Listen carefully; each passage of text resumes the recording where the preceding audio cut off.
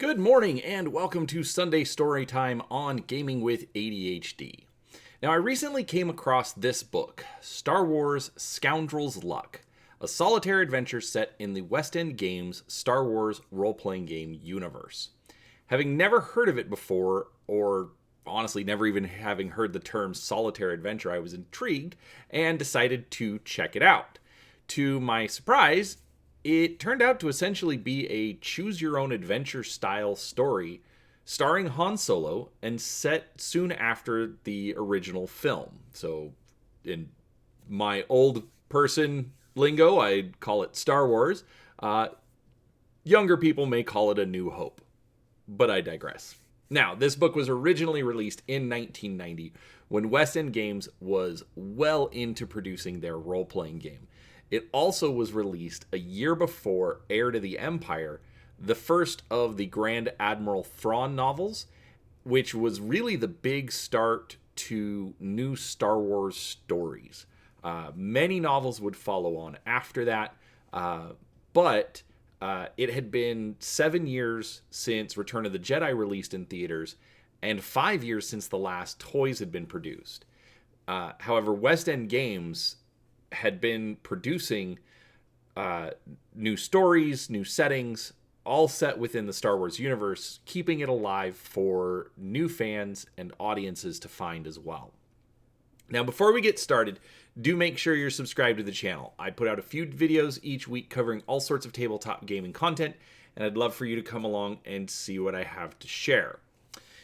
Now, what this video is going to be is a dramatic reading of Scoundrel's Luck for those that may have never seen it or known it existed. But since it's a choose-your-own-adventure type story, I can't just read it straight through, and that's where you come in. I want your help to determine how the story will go and what choices will be made.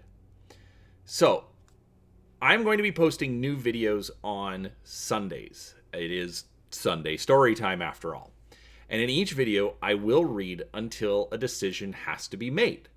You, the viewers, will be the players in this game. So when the decision point is reached, I want you to comment down below with what decision you think we should take.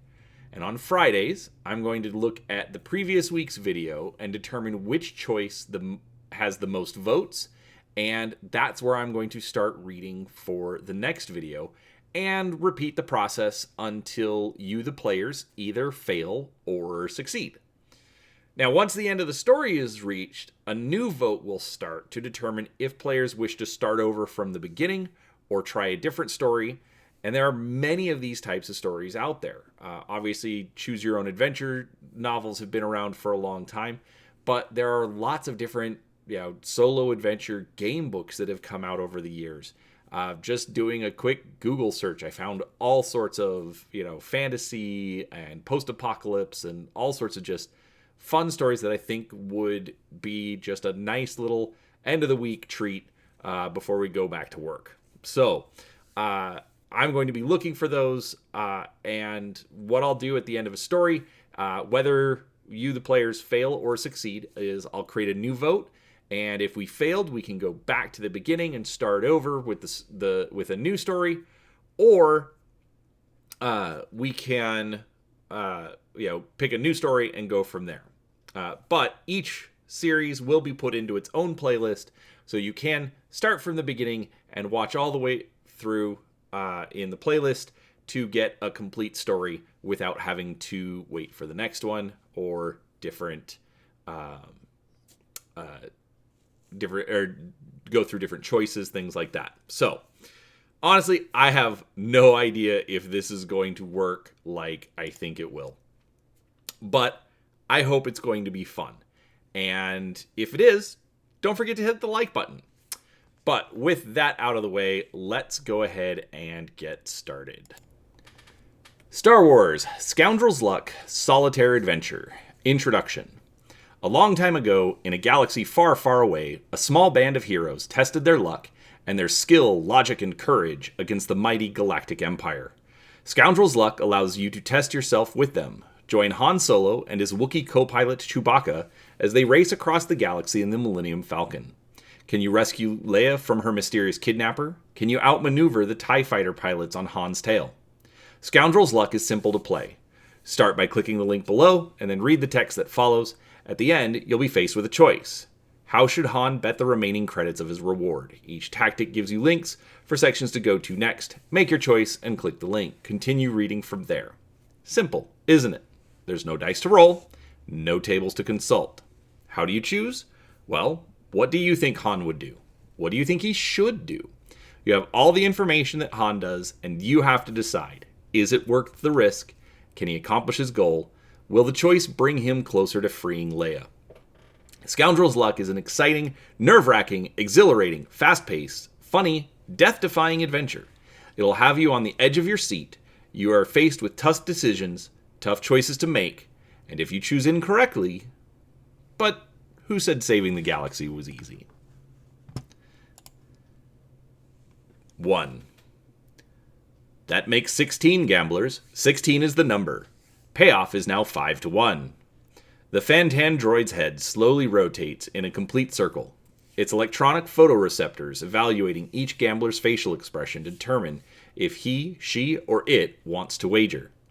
Gleaming silver and black, the droid's absolutely motionless body contrasts oddly with the revolving head, giving Han Solo the unsettling impression that it has broken its neck and failed to notice. The droid's gaze stops at a Togarian female dressed in tawdry evening gown.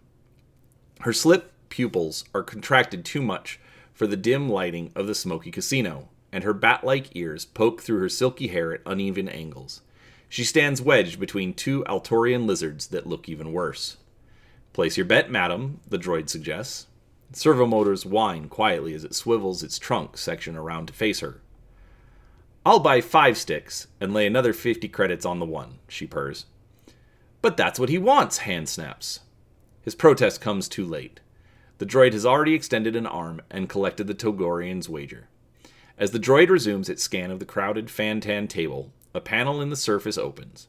A glass of bubbling red ooze rises through the opening, then glides into place in front of the Togorian.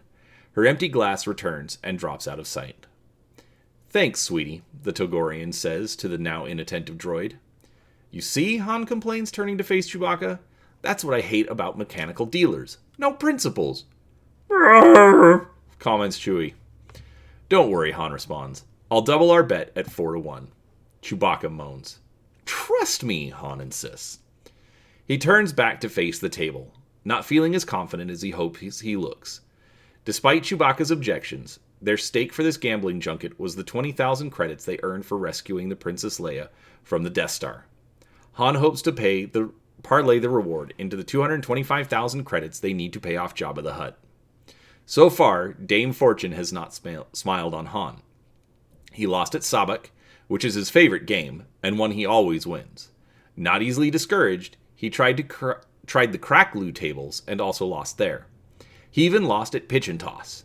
Down to the last of their credits, Han has decided to try the high payoff Fantan table. If he cannot win back their stake at Fantan, Han figures he might as well take the Millennium Falcon and flee to the other side of the galaxy.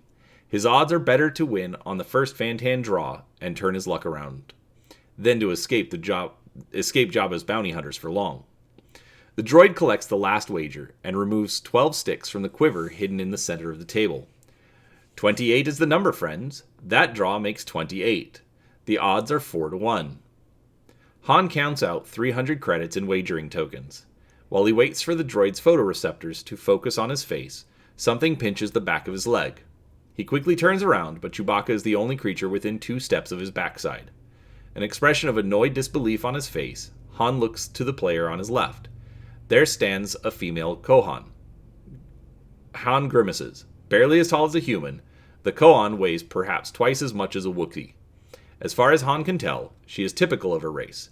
A mountain of yellow-skinned blubber with a spiked dorsal fin on her back. Bony protrusions fan away from her face and down her head to form a spiked collar about her throat. Han cannot believe that she finds him more attractive than he finds her. Kohan imagine themselves the fairest of all intergalactic races. Eyes off, mugwump, the Kohan gurgles in her native language. Han returns his attention to the Fantan table. The droid's gaze has already passed his position. "Hey," he calls, "what about my bet?" The droid does not even stop. "I'm sorry, your face was turned." "Look, short circuit." At that, the droid's head freezes. Even though a Durasteel face cannot change expression, Han would swear the dealer's features show anger. "You know the rules, sir. I cannot backtrack to take a bet. It would be unfair to other players." "You skipped me," Han insists. "Is that fair?" "Sir, your head was turned." "Your programming's crooked, droid." A murmur arises around the table. Han angrily begins collecting his tokens, but his outburst has attracted the attention of a sentient pit boss. Although unsure of the creature's origin, Han knows it belongs to the same race as Jabba's bounty hunter, Greedo, the one he killed back in Mos Eisley. Bulbous, dull-faceted eyes look out of the bipedal humanoid's pea-green face. A ridge of short spines crests its high skull. Its nostrils and mouth hang on the bottom side of a tapir-like snout. It addresses the droid through an electronic translator. "Is there something wrong here, Geo-16? The droid explains what has occurred, exaggerating its own efforts to catch Han's attention only slightly. After listening carefully to the droid's explanation, all the while eyeing Han suspiciously, the pit boss addresses the smuggler. "Would you still care to place your bet, sir?" Its mouth twists into an ugly grin, revealing a dozen yellowed incisors. "Yes," Han answers, resuming his seat. "As long as no one objects." He pushes his wager forward without waiting for protests. The droid resumes its duties without further comment, and Han breathes a secret sigh of release. One missed bet would destroy his surefire Fantan system. Despite his inner satisfaction at winning the argument, Han feels far from pleased. At the moment, he wishes that he had never come to Ord Mantell. Han blames this whole misguided trip on Princess Leia and her affinity for lost causes. After helping Luke destroy the Death Star, Han foolishly let Leia talk him into assisting the Alliance yet again. At General Dodonna's orders, all available personnel started searching for Darth Vader's disabled starfighter a few days after the Battle of Yavin. Dodonna had learned that the Empire still believed the Dark Lord to be alive, but had not yet recovered him. Anxious to further capitalize on the rebel victory, Dodonna wanted to capture or destroy Vader before the Imperials rescued him. So Han and Chewbacca had spent the past month searching for Vader's missing starfighter with young Luke Skywalker and Princess Leia. It was a difficult month, and not only because they spent most of it dodging 3 Star Destroyers and their full complement of TIEs, shuttles, and auxiliary craft. Although Han and Luke got along well enough, Han's relationship with Leia perplexed him, at best. She sometimes seemed fond of him, and other times she acted as though he were freshly emerged Shandorian slime larva. Han remains as uncertain about his own feelings for Leia. True, she is an attractive young woman with plenty of spirit, but she is also a pretentious aristocrat who forces her beliefs upon those who would be her friends. Han considers having survived a month aboard the Falcon with Leia more of an accomplishment than having avoided the Imperial fleet.